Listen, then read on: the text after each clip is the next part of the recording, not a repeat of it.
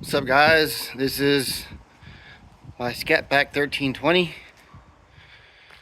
Everything stock except for mid-muffler swaps with Hooker Aerochambers.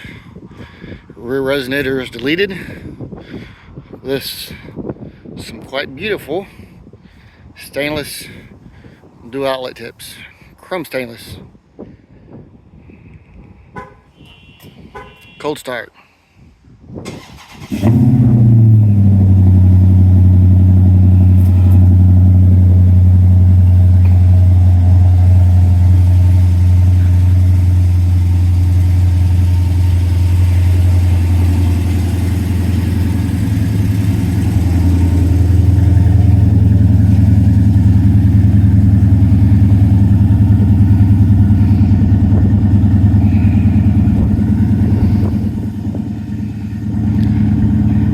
Not hardly any louder on the inside than stock around town, and about the same loudness as stock cruising on the freeway. The way the car should have came from the factory from the get-go.